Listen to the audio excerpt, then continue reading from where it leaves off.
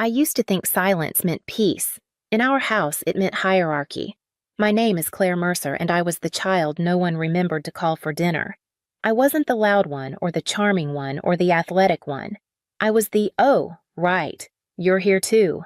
One, the extra chair, the unused birthday candle, the footnote in a family photo.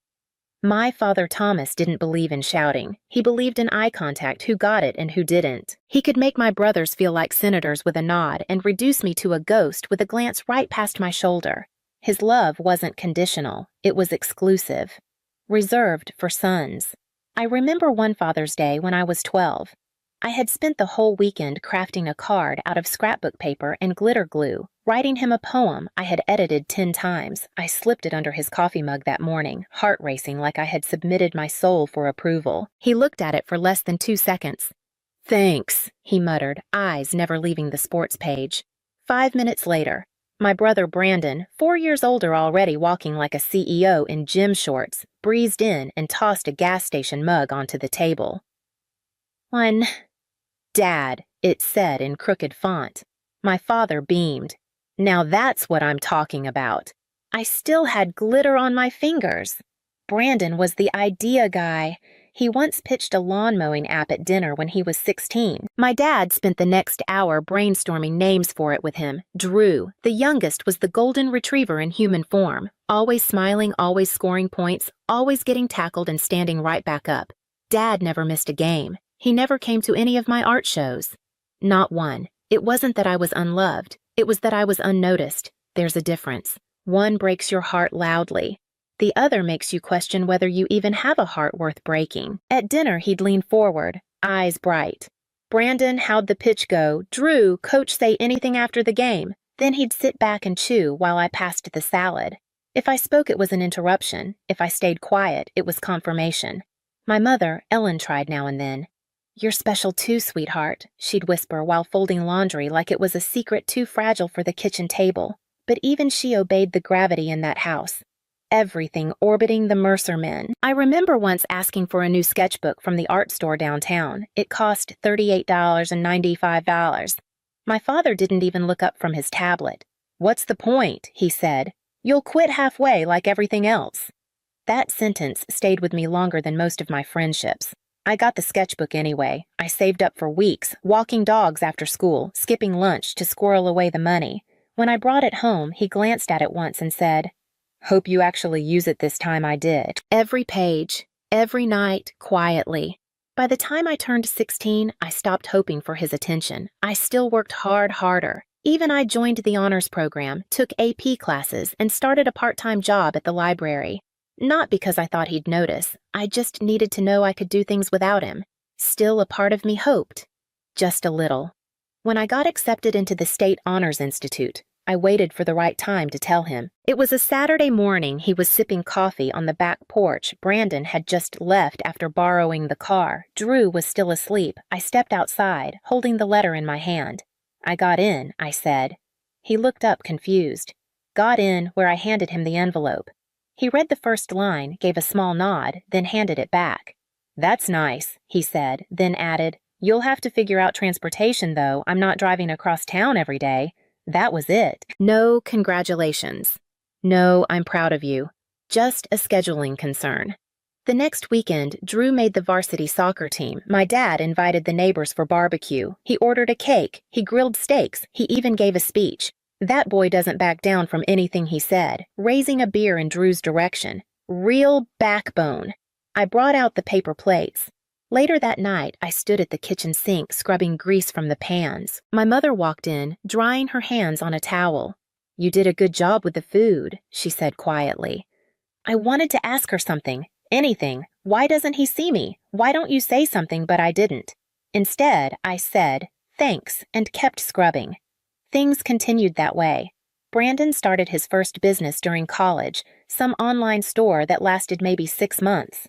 Still, my dad bragged about it to everyone. "That's initiative," he'd say. "That's a leader." Meanwhile, I started a digital design internship, paid competitive.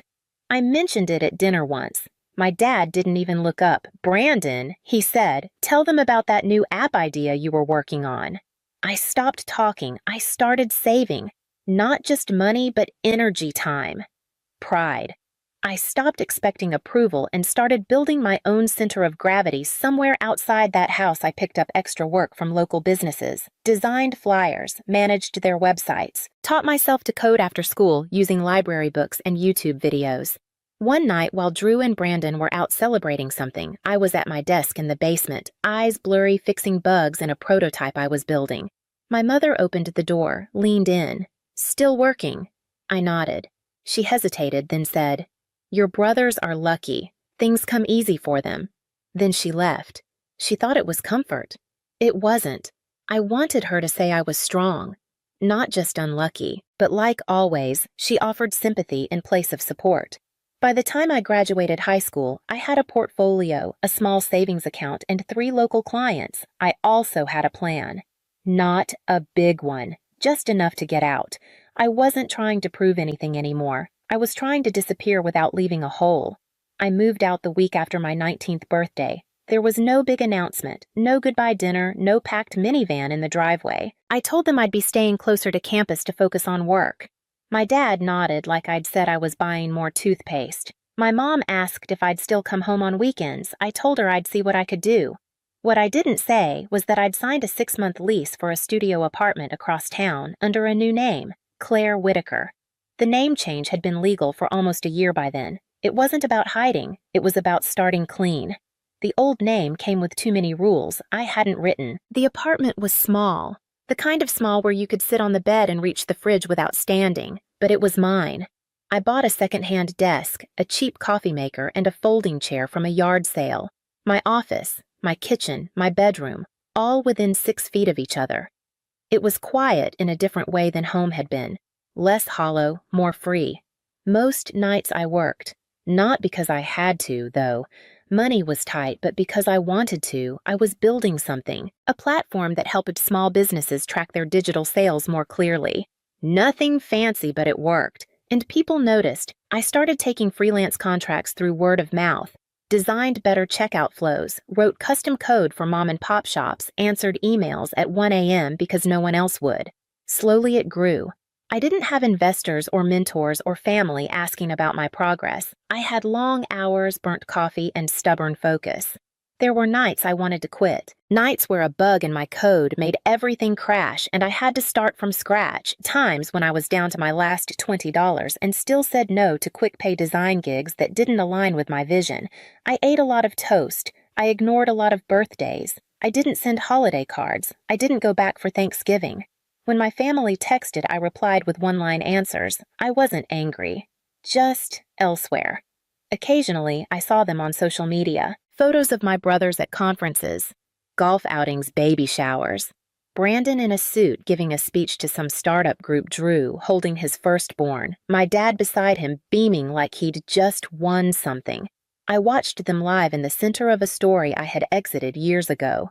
And then quietly, the shift happened. One of my longest clients, a small online craft supply store, referred me to a regional distributor. That distributor referred me to a retail tech investor. The investor liked my product. He liked that I'd built it alone, that I hadn't taken outside funding, that I knew what I wanted. 6 months later, we signed a seed deal. Not a massive one, but enough to move out of my studio and into a tiny office space with real windows and chairs that didn't fold. I hired 2 people. One was a self-taught developer who reminded me of me 5 years earlier. The other was a former project manager who'd been laid off after maternity leave. We worked well together, quietly, efficiently. We didn't print press releases. We didn't throw launch parties. We just kept building. One afternoon during a meeting, I got a call from the investor. "I've got something for you," he said. "Anderson Systems is looking shaky. We're in talks to acquire. You're already integrated with half their clients. Think about it." Anderson Systems. That was the company where my dad had worked for the last 10 years. The one he talked about like it was his second home. The one he wore a branded polo shirt for at every barbecue.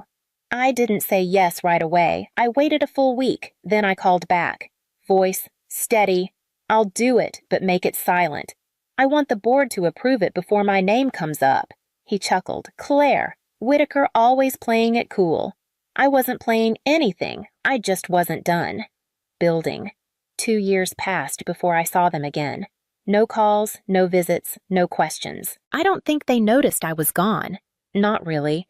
That's the thing about being invisible. After a while, your absence blends in with your presence. No one marks the difference. Then, one afternoon in May, a message popped up in the old family group chat.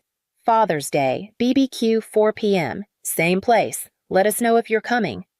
Drew had sent it. Brandon replied with thumbs up emojis.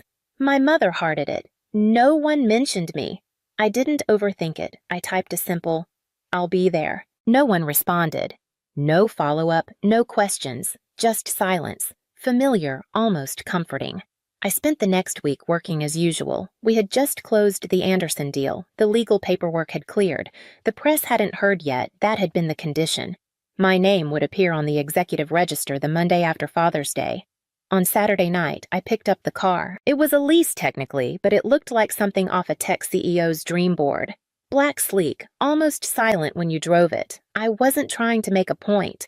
I just wanted to arrive, like someone they wouldn't expect. In the passenger seat sat a small black envelope. Heavy paper, gold-trimmed edges inside a single legal document with my name across the top. My real name, not Mercer. The morning of the barbecue, I dressed simply.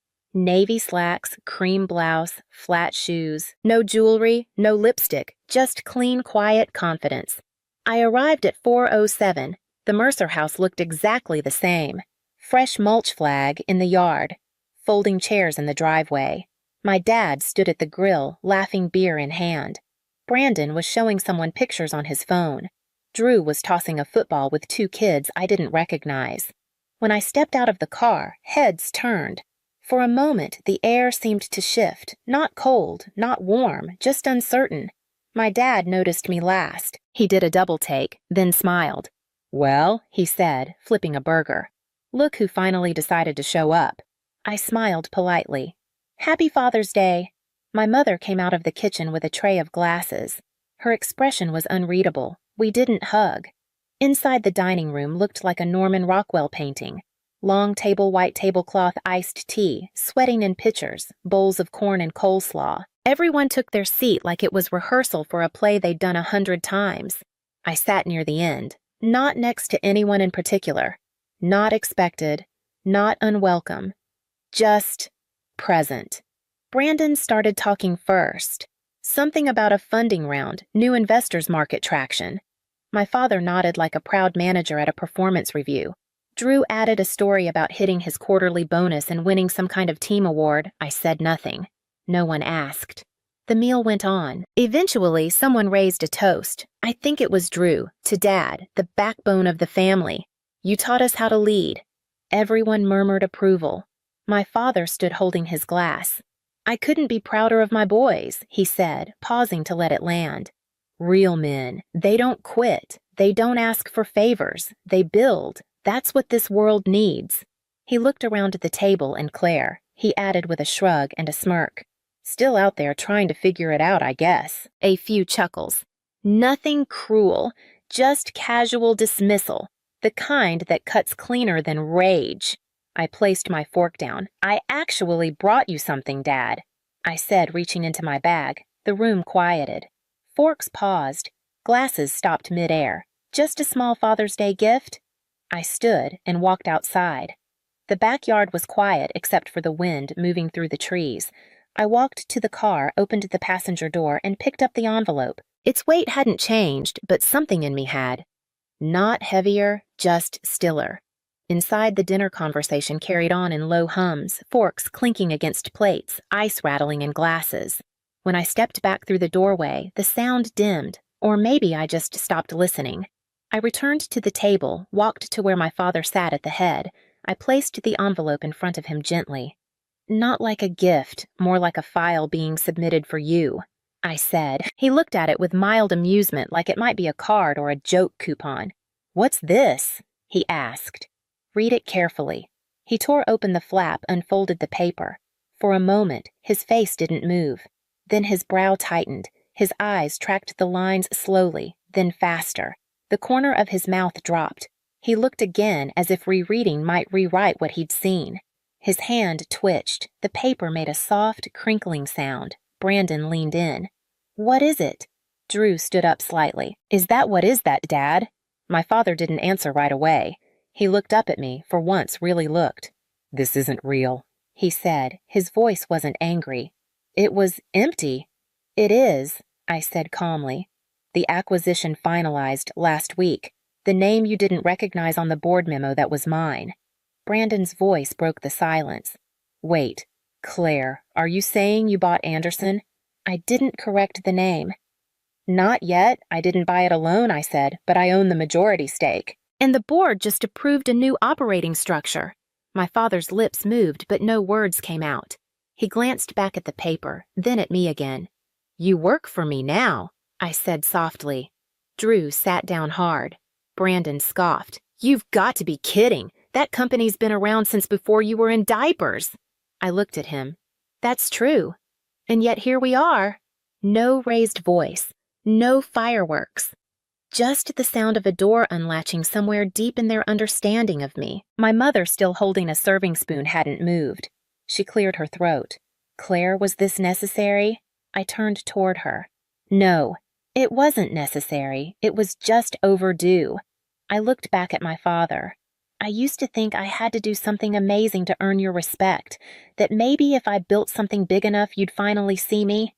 Turns out I only had to buy the thing you already cared about." He didn't respond. Brandon reached for the paper.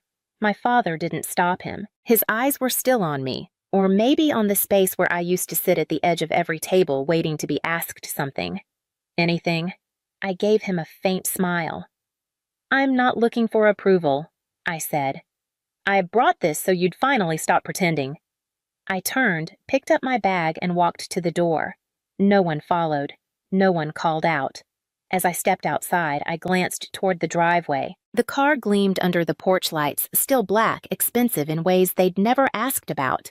Not loud, just undeniable. I got in and closed the door. The engine started with a quiet hum. As I pulled out of the driveway, I didn't check the rearview mirror. I didn't need to. From inside the house, I heard something break, maybe a glass, maybe a silence.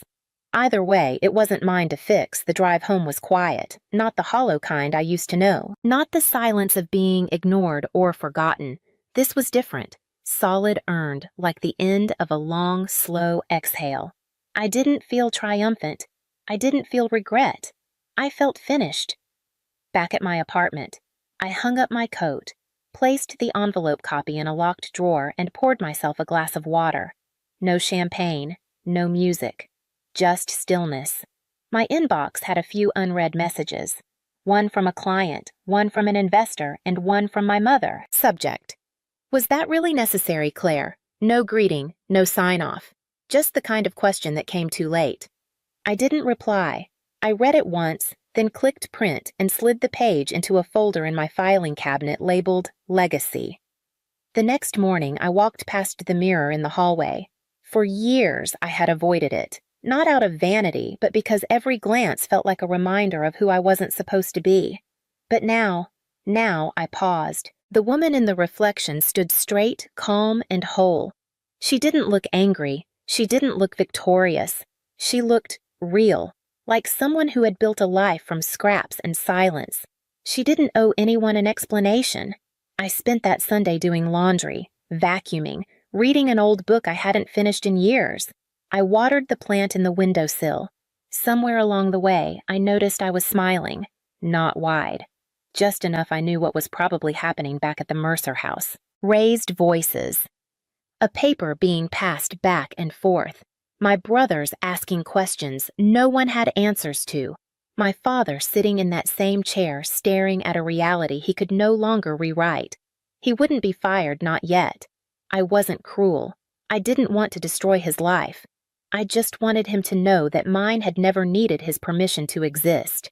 That night, I opened a new notebook, clean pages, no lines. I wrote 2 words at the top of the first page. "I'm here," not loud. Not in all caps, just clear. They'll talk. I'm sure Brandon will say I planned it for years. Drew will say I've changed. My mother will wonder where she went wrong, and maybe someday they'll realize that I didn't come back to impress them. I didn't come back to win anything. I came back so they'd finally stop pretending I was never there. I don't know if they'll ever say sorry. I don't need them to. Some truths don't require acknowledgement. They just need to be said once, out loud, then left behind.